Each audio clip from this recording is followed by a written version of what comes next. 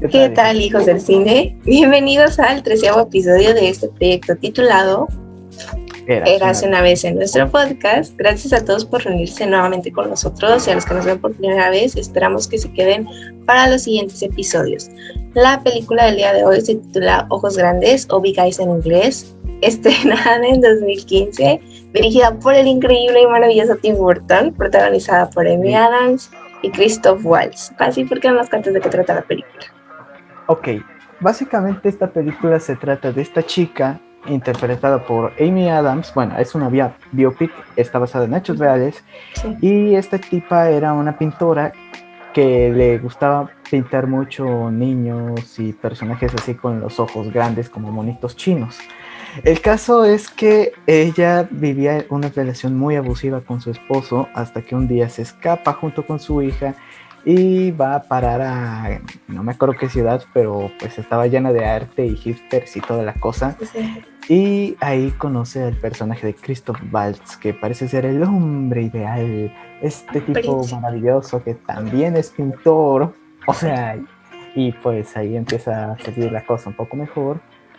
Pero poco a poco, conforme más se van conociendo, las cosas van un poco menos como se lo esperaban. Y no sé si cuenta como spoiler revelar qué es lo que pasa, porque esto es un hecho histórico que pueden ustedes buscar en Wikipedia. Sí, de hecho. Así que voy a decirlo de una vez. El tipo es un poco fraudulento y empieza a adjudicarse el crédito de las pinturas de Amy Adams a sí mismo. Sí. Y bueno, Monse, ¿tú qué nos puedes decir de esta película? Pacífico, vamos a hablar director, por favor, porque esta es como que la parte más importante del podcast. O sea, sí. Tim Burton. Obviamente bueno, es Tim Burton. Mira. Sí. Vamos a hablar de Tim Burton. Tim Burton es mi director favorito. No tengo que buscarlo en Google, no tengo que investigar nada. Sus películas siempre han sido catalogadas de raras, pero de la misma forma que Pasillo mencionamos el podcast pasado, son honestas. No es una falsa excentricidad, es el resultado de lo que realmente pasa en la cabeza de Tim Burton. Es todo un mundo, es su propio mundo raro. Aparte de la rareza, siempre cuenta con esta paleta de color que es muy identificable y muy adjudicable a Tim Burton, en tonos fríos, que incluso en esta película donde se tienen bastantes toques de color, porque la película es bastante colorida, sigue siendo como que un poco su estética más o menos nostálgica. Y además del catálogo que casi siempre incluye a Johnny Depp, a Helena Bonham Carter, a Eva Green o a Winona Ryder, etcétera. Conocemos bastante bien a este director, hemos visto prácticamente todas sus películas en el pasillo. No sé si es su director favorito, no recuerdo en este momento, pero ¿por qué no nos cuentas, Pasillo? Bueno, a pesar de que no es mi director favorito, sí es de mis favoritos. A decir verdad, fue uno de los primeros que conocí de niño y de hecho fue de los que hizo que me interesara un poco más en el cine. Así que pues le tengo mucho cariño. Tal vez ya no es lo que era antes porque pues a veces con la edad uno va perdiendo experiencia. Hay casos como Martin Scorsese que envejecen con...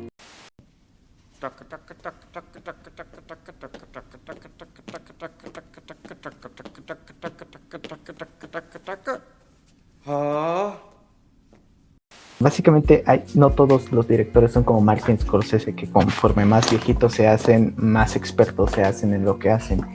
Tim Burton es más bien como un quesito. Al inicio es muy rico y lo degustas, pasa el tiempo y todavía lo sigues degustando, pero luego pasa demasiado tiempo y empieza a saber un poco raro y ya no se siente igual, pero aún así seguimos teniendo mucho cariño por nuestro quesito Tim Burton. Ok, solo en este podcast decimos que Tim Burton es un quesito, pero bueno. Sí.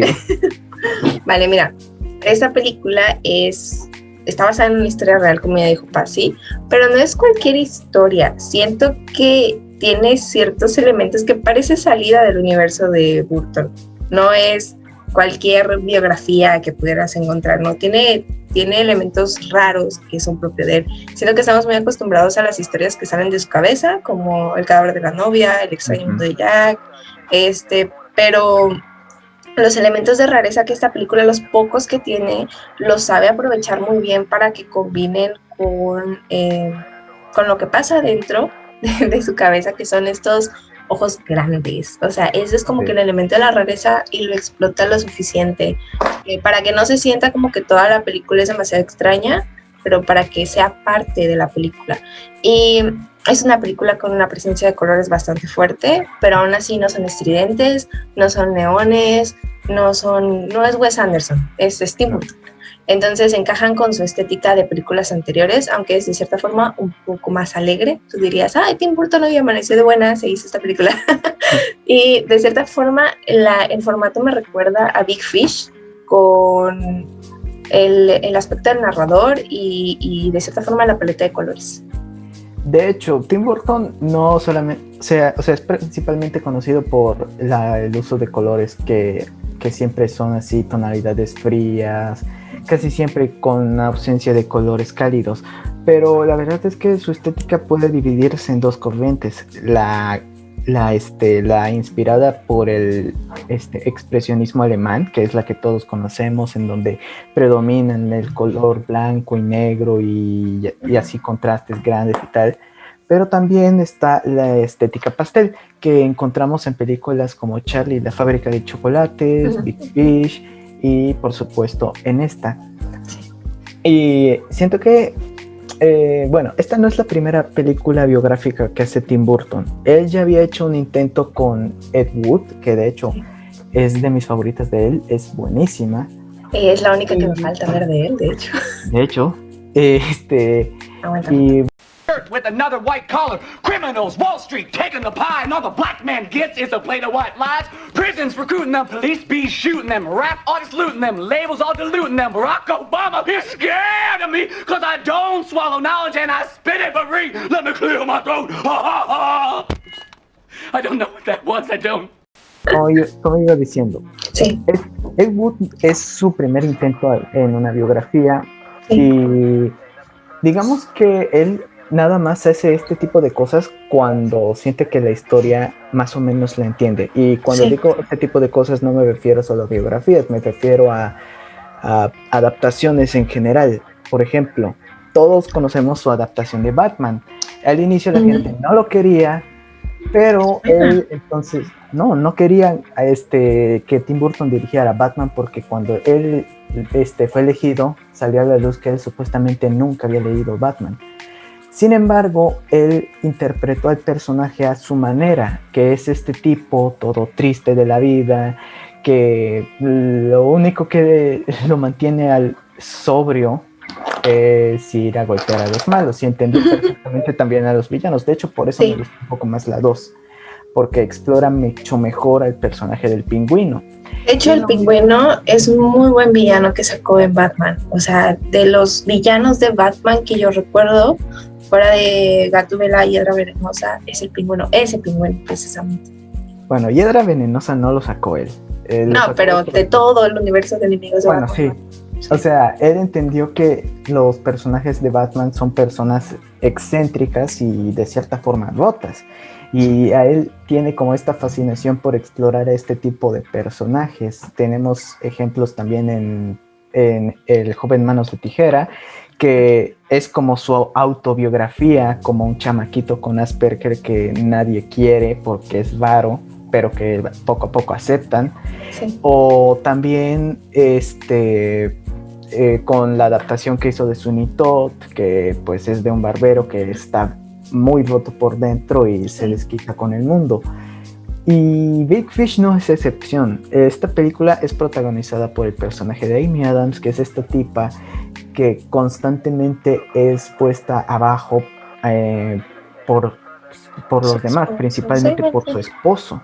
Bueno, de hecho, por sus esposos. Sí, pero en general. En general. Y ella se nota que tiene mucho talento y mucha pasión, y él desborda todo ese talento y se nota que es un trabajo muy propio de ella. Pero cuando conoce a Christoph Waltz, él parece una presencia más o menos agradable y confiable. Sí. A decir verdad, siendo que es Christoph Waltz, sospeché desde un principio que pues iba a ser un mal tipo, porque es Christoph Waltz. Él nos da vibras de ser un villano de James Bond, que irónicamente lo es. Pero, pero el caso es que cuando él aparece en pantalla es este tipo alegre, Sí. carismático, Sí. que no confías del todo de él, pero que aún así entiendes que es lo que ve ella en él. Y pues él vende esta imagen de ser súper agradable y súper artístico y que nada más Sí. pinta cuando le llega la inspiración y Sí, el sí, arte. De hecho, y respecto a las actuaciones, siento que Amy Adams es la perfecta indecisa Margaret, porque Margaret era temerosa, indecisa, pero también por las situaciones, y Christoph Waltz tiene, como tú dices, al inicio es algo simpático, pero luego se transforma en este odioso personaje y manipulador, y que él lo logra, o sea, su actuación la lleva a tal grado que lo odias totalmente, y me agrada porque Tim deja de lado su conocido catálogo de actores, que todo el mundo dice que solamente tiene a Johnny Depp y a Helena Bonham Carter, que no es cierto, tiene un catálogo un poquito más amplio, pero realmente no son muchos actores, y creo que buscó algo diferente para un tipo de película diferente, porque como tú dices, ya tenía la de Ed Norton, no la vi, pero ya lo voy a ver, pero Pero bueno, pero buscó personas que se parecieran a las personas reales y se salió un poquito de su zona de confort, o sea, está bastante agradable. pues sí, bueno, y quería platicar un poco acerca del hecho de qué omisiones históricas hace esta película, pero me doy cuenta de que en realidad tampoco es tan relevante, porque si hay algo que me molesta en una película histórica es cuando cambian los hechos en pos de glorificar o demonizar a ciertos personajes. Por ejemplo, esa de Las horas más oscuras sobre Winston Churchill, me gusta como película, pero Winston Churchill en la vida real era un poco mal tipo, era grosero y aparte era racista, así que no me creo que se haya bajado en el tren para platicar con ese señor de color. O, por ejemplo, una película que se te ocurra en donde muestren al tipo con este tipo malo, más malo de Malolandia.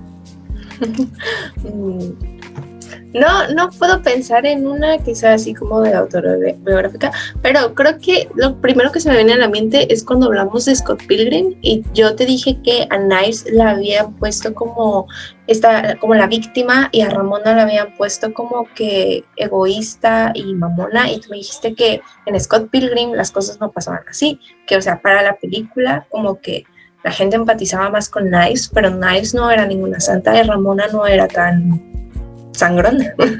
Pues sí, bueno, eso sí es cierto, pero bueno, me choca mucho cuando hacen eso en películas históricas y afortunadamente esta no comete los mismos errores. Te muestran exactamente cómo es la situación de esta Amy Adams, así que obviamente te vas a sentir mal por ella y vas a empatizar mucho con ella, pero el personaje de Christoph Waltz pudo haber sido muy fácil mostrarlo desde el inicio como un mal tipo. O sea, como te digo, no confías del todo de él, pero el poco que confías de él es porque te muestran un poco cómo se siente él como persona. O sea, esta comparación es del mundo de videojuegos y tal vez Monse no lo haya jugado, tal vez haya escuchado de él. Pero el personaje de Christoph Waltz me recuerda un poco al personaje de Dutch de la saga de Red Dead Redemption 2. Ese tipo es un señor que cree que está haciendo lo correcto, que en el fondo piensa que él no es un mal tipo, a pesar de que todo lo que está haciendo son puras atrocidades, pero aún así piensa que está bien. Y él lo negocia y lo sobreanaliza y dice, bueno, tal vez esto no esté tan bien, pero piénsalo de esta manera, es algo bueno para nosotros. Sí, de hecho, mira, al inicio, cuando él la nota, él halaga su trabajo, porque reconoce que es bueno, porque él, que al inicio nos representan como un artista, reconoce la vena artística dentro de Margaret, del personaje de Amy Adams, y ella, que no se cree que es lo suficientemente buena, es bastante tímida respecto a las palabras de Walter, pero también él cree en su trabajo y eso a ella le agrada y ella lo admira. Entonces al inicio todo es bastante perfecto, hasta que Walter se empieza a dar cuenta de que esa vena artística que le falta a él, Margaret la tiene de sobra. Ella se vuelve mejor que él y al inicio no le cuesta mucho tomar el crédito por su trabajo porque él es el que hace los negocios, él es el que busca las oportunidades y él es el carisma detrás de la venta de las pinturas. Él le dice a Margaret, voy a llevar esto a tal lado y se mueve y hace todo. O sea, entonces al inicio es una muy buena combinación. Margaret siendo el talento, expresándose a través de las pinturas y Walter buscando las oportunidades de negocio y que ella se presenta ante el mundo, pero hubo una pequeña distorsión ahí donde, que lamentablemente se debe a la época, porque Amy Adams Margaret tuvo la mala suerte de vivir en una época donde tenía que estar respaldado por un hombre, donde la palabra del hombre iba primero. Entonces a las personas se les hacía muy fácil intuir que la persona vendiendo las pinturas, Walter, era el autor.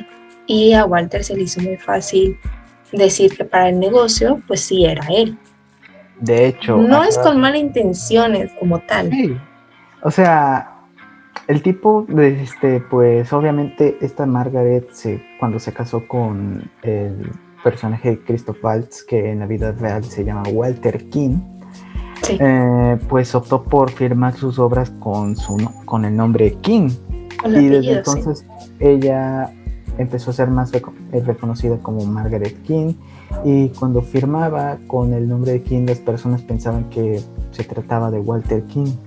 Y en ese sentido, pues uno hubiera dicho, bueno, pues fue una confusión a la primera, tal vez no lo repita a la segunda, no, lo volvió a repetir. Bueno, tal vez esto, no, lo volvió a hacer.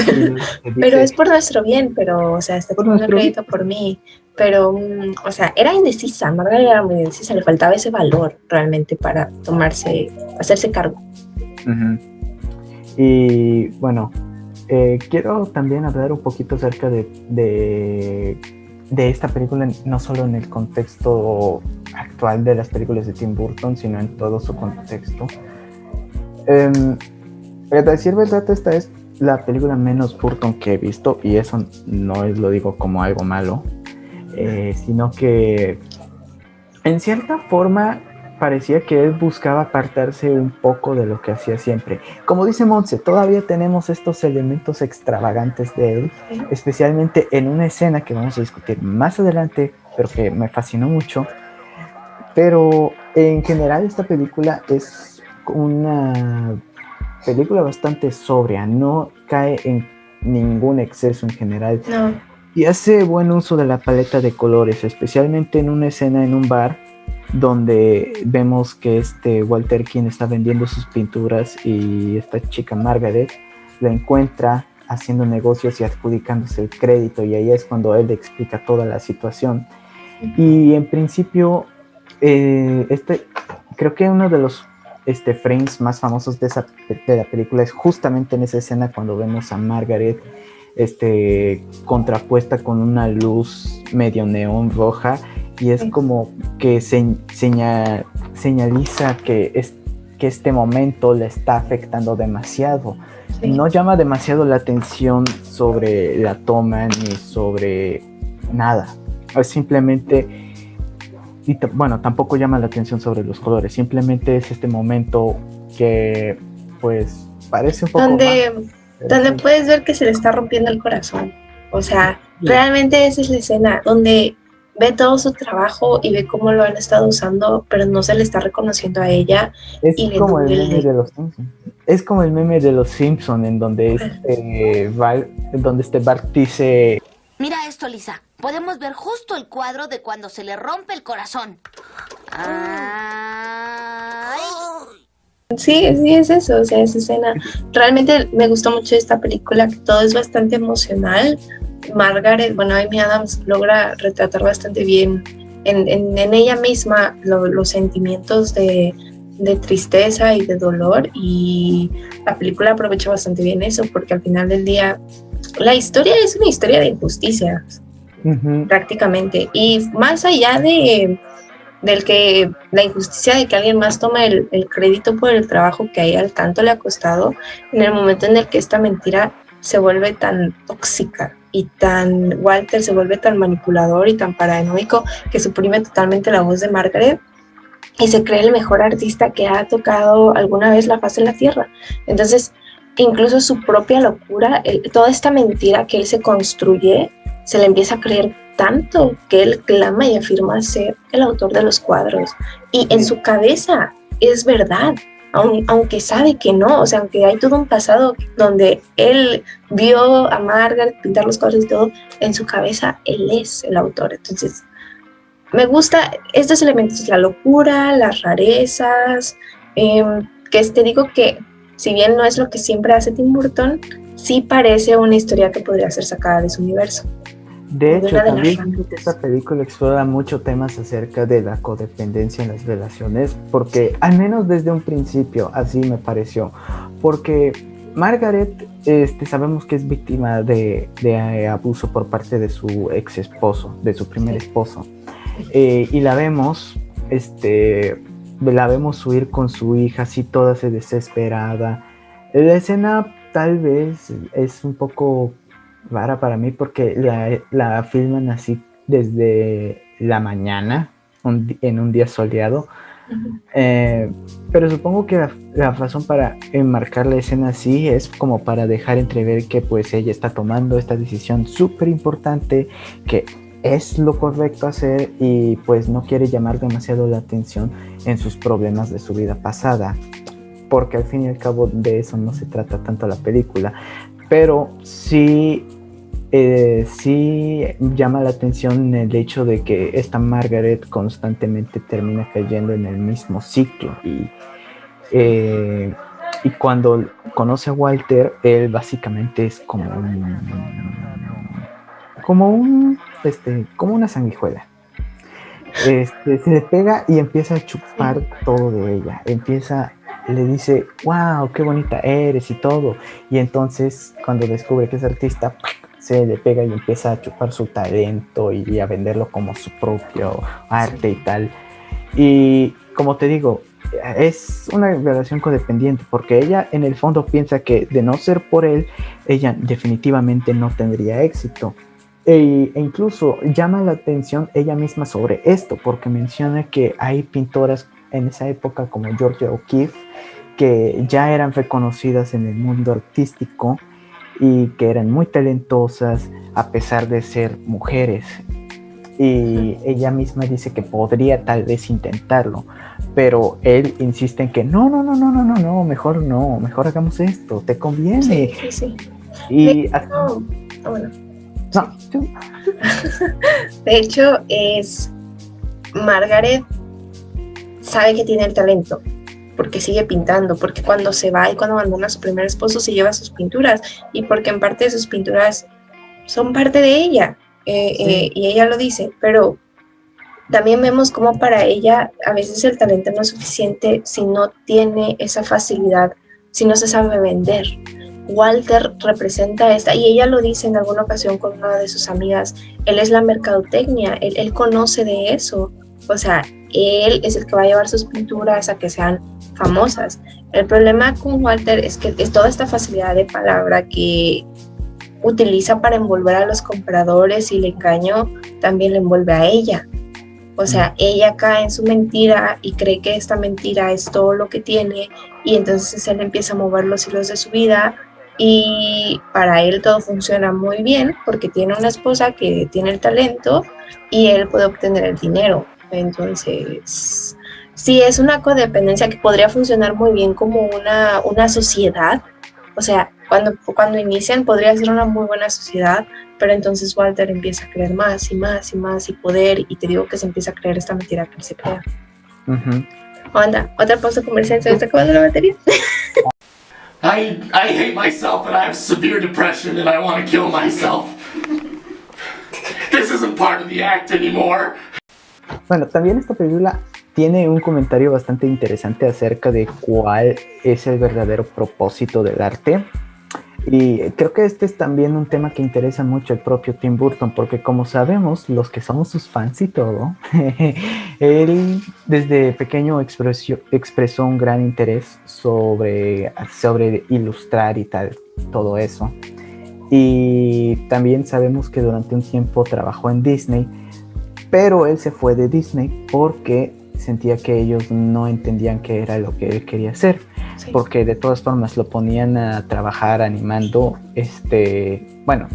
lo ponían a trabajar como animador sin paga, por ejemplo en películas como El Zorro y el Sabueso, pero él claramente tenía sus propias ideas, su propia visión, y él tiene como argumento en esta película que el arte, por ejemplo, a lo largo de la película vemos a varios críticos de arte, uno interpretado por el mismo vato que hace de Gideon Graves en Scott Pilgrim, que dice, no, el arte es una moda, o sea, la gente porque está de moda y se ve chido y todo.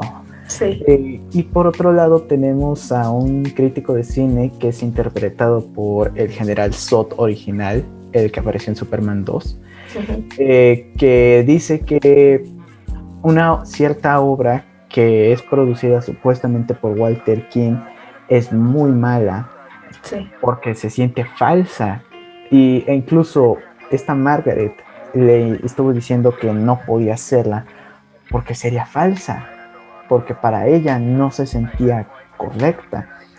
Y es que ese es el punto.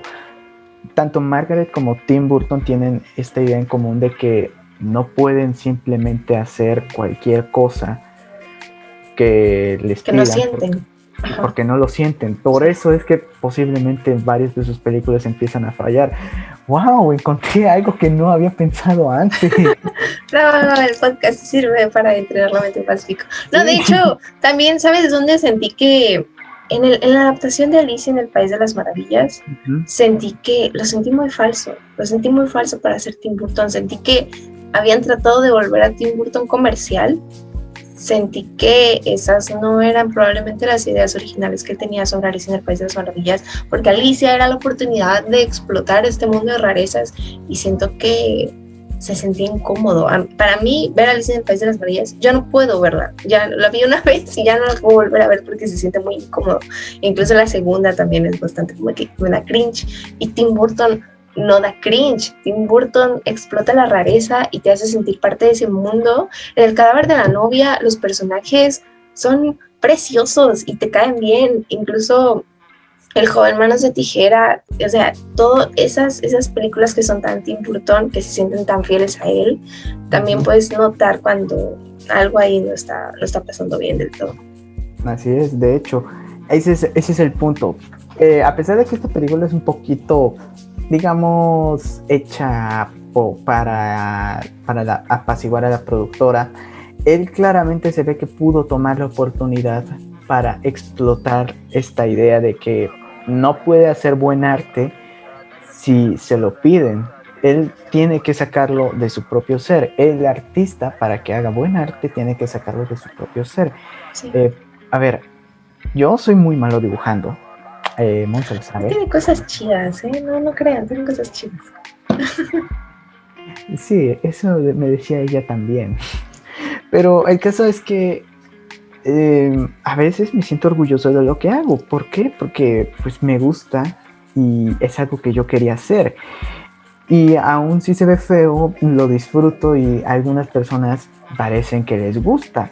Y eso para mí es lo importante. Porque para mí el buen arte siempre va a ser aquel que sale de un lugar genuino, de que el creador de verdad quiere hacer esto. Que se sienta honesto. Definitivamente es un tipo que ama su trabajo, pero que con los años se ha sentido cada vez más fastidiado debido al hecho de que pues tiene que pagar las cuentas y como todo el mundo lo reconoce por ser este tipo raro, pues tiene que seguir haciendo cosas que parezcan suyas, pero que realmente no se sienten suyas. Es como lo que estábamos platicando en el episodio anterior, que las películas de Tim Burton tenían éxito porque eran genuinas para él. Y las que trataban de copiárselas no, porque no eran genuinas para el creador, y es exactamente lo que él está sufriendo ahora mismo, y me parece que Big Eyes es la oportunidad que él tomó para poder explicarse ante los demás de por qué no se siente bien haciendo lo que está haciendo ahora. De hecho, se nota mucho, y Pacífico llorando por ti. No, de hecho se nota mucho en Margaret, como al inicio ella pinta porque lo siente. Ella utiliza mucho a su hija porque es lo que conoce. Y luego, cuando viene todo ese éxito y entonces la gente pide más, Walter le dice, pinta por pintar. Y Margaret dice, yo no pinto por pintar.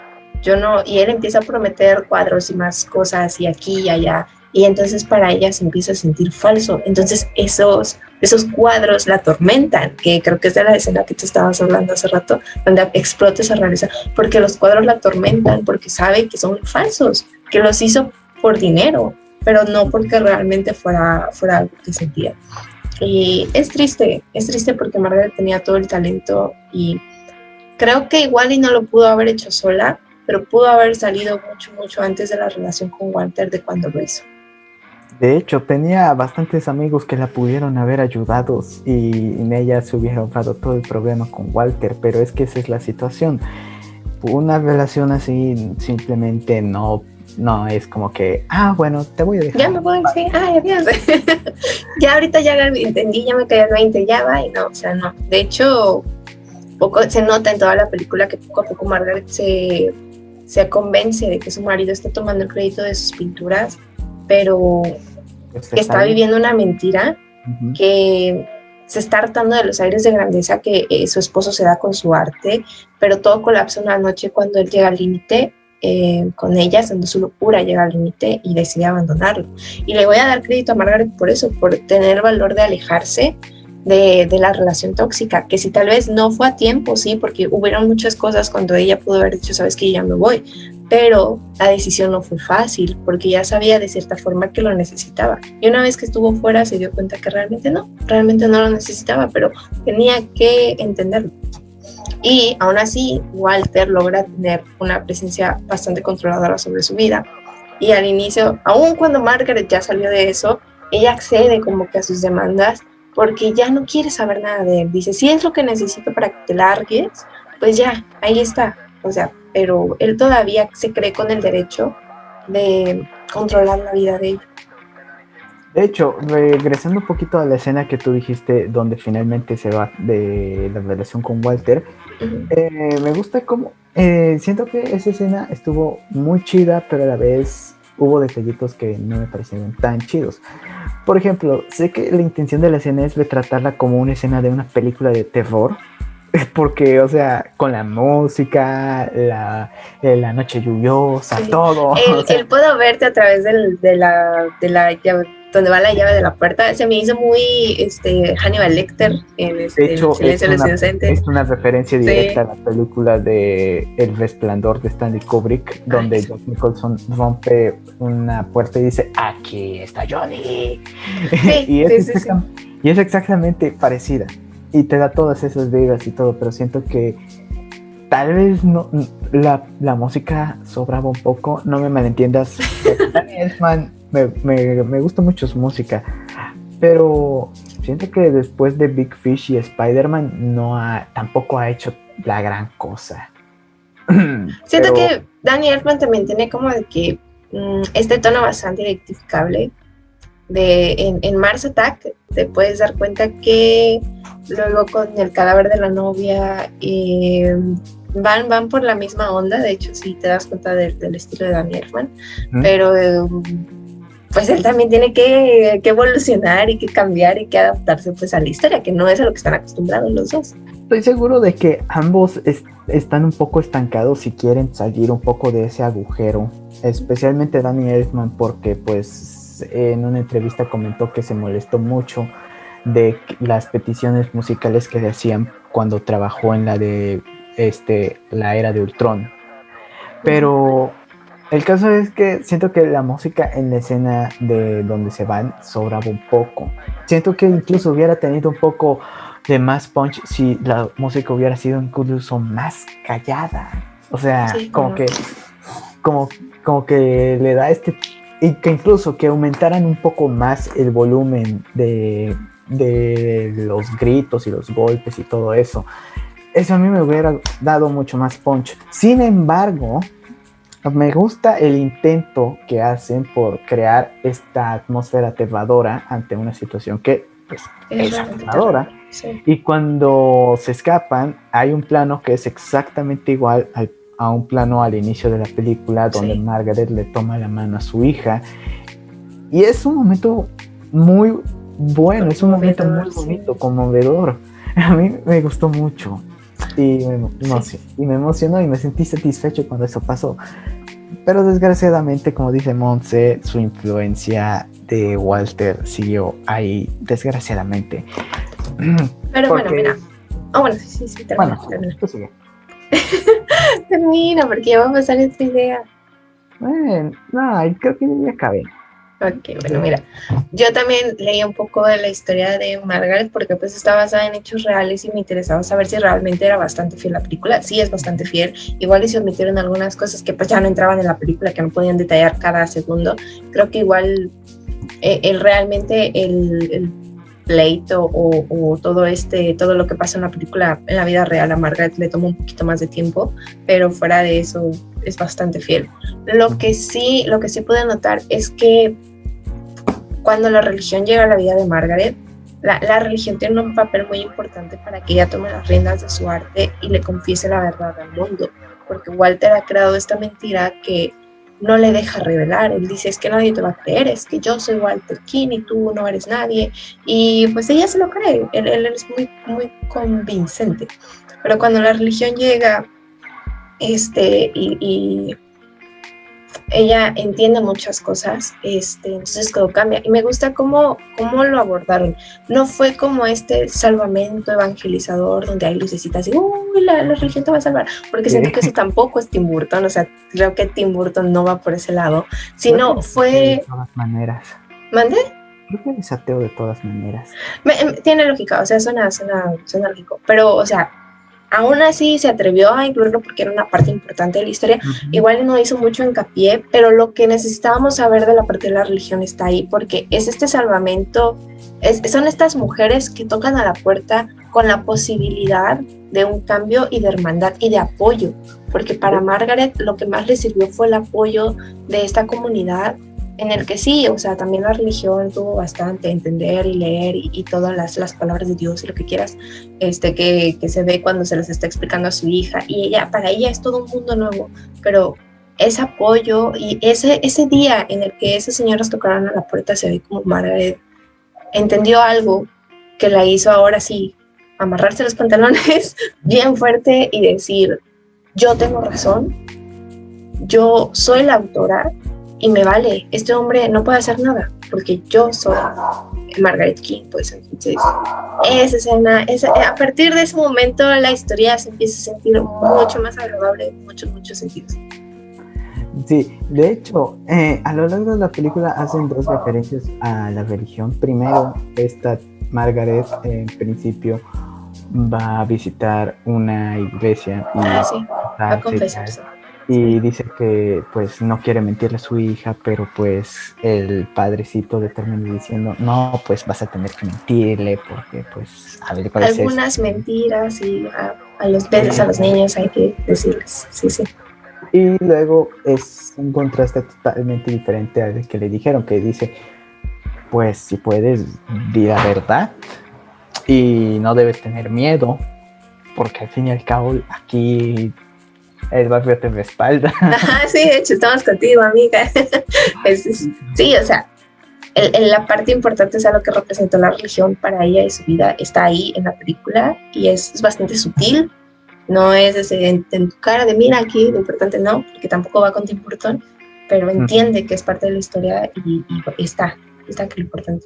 Y a partir de ahí creo que las escenas finales ya...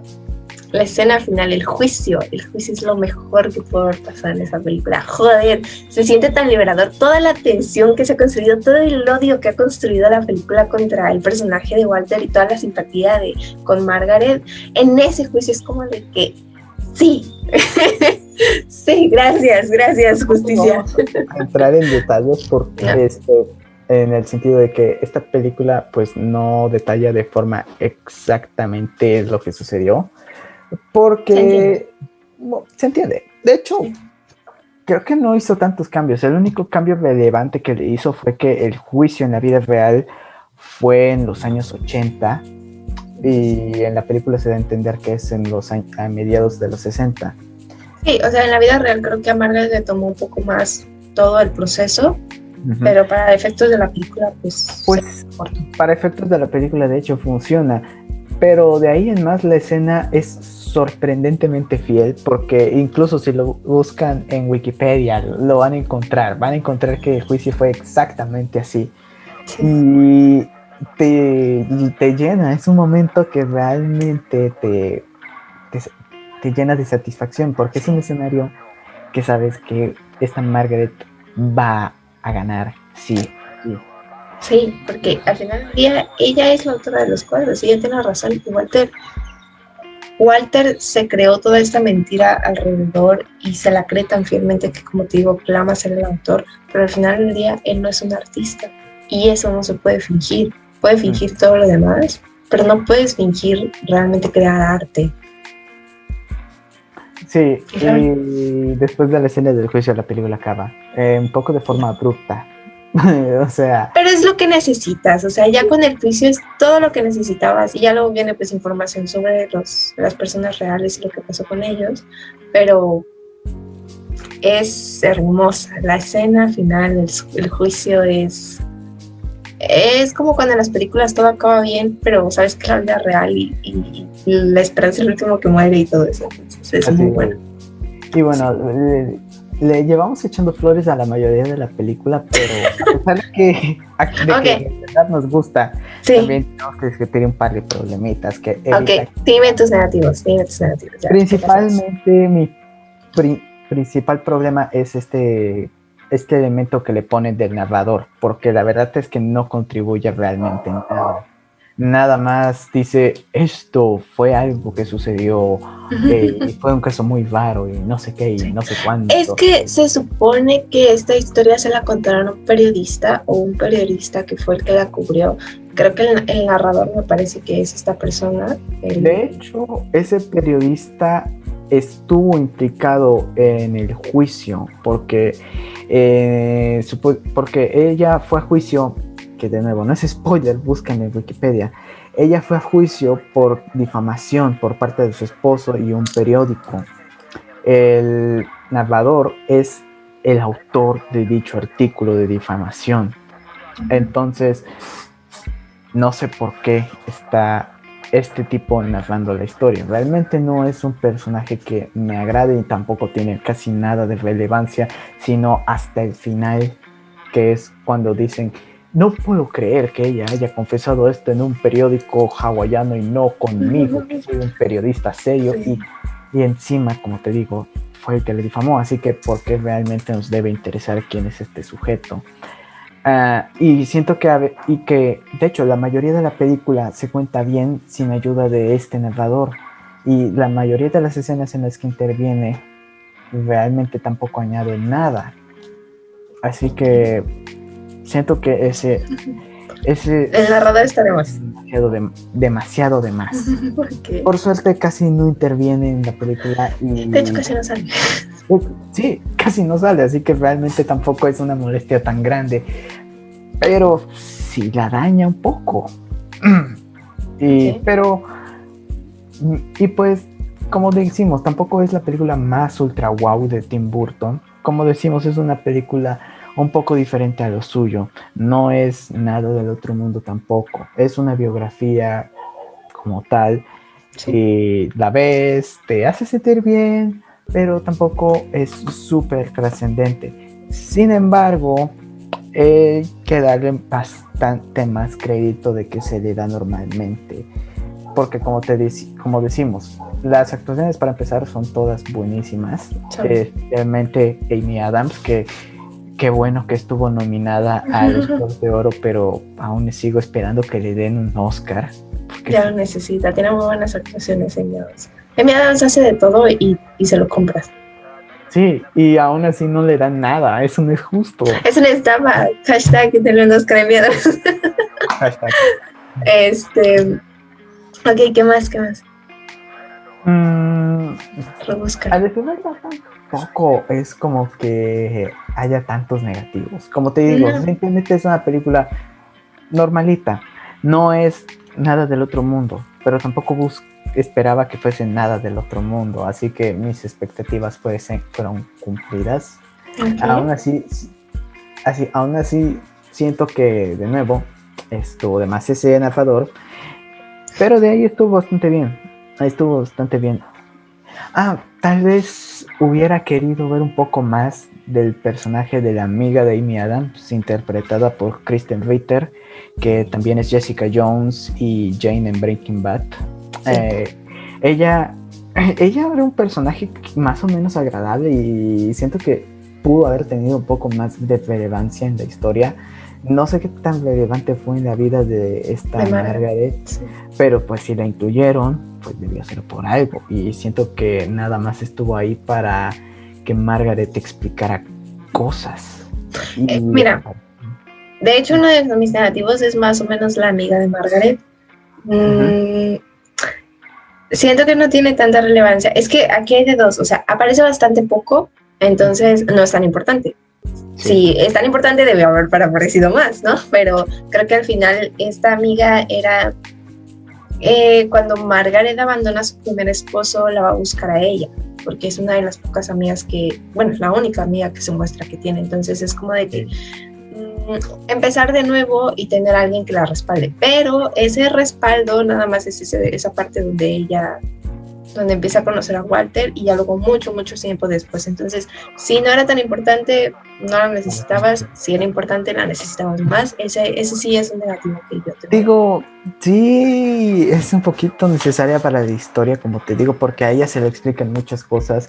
Ella es la que le da los indicios de que este Walter no es un buen tipo en primer lugar. De hecho, le dice, no confía en este tipo, no te conviene, amiga. Sí. Amiga, date cuenta. Ella era mi amiga, date cuenta de la película, y aún así siento que, no sé, o sea, el personaje en sí me pareció bien, ella actuaba bien, pero no la usaron lo suficiente. Creo que no. Siento que pudo haber incluso añadido un poco más de drama, porque estamos hablando de que supuestamente es su única amiga, es la única persona que la respaldó en todos estos años, y que de repente desaparezca. Y, o sea, entiendo. Y aparece de la nada y luego vuelve a desaparecer y luego vuelve a aparecer de la nada. Es bastante inconsistente, o sea, su personaje. Sí. Es mi único negativo realmente. ¿Sabes? Yo te voy a decir, a mí me encanta esta película. Cuando salió el tráiler, yo tenía toda la ilusión del mundo de ir a ver al cine. No pude ir a ver al cine porque salió de cartelera antes de que me diera tiempo, pero cuando la vi, para mí valió la pena.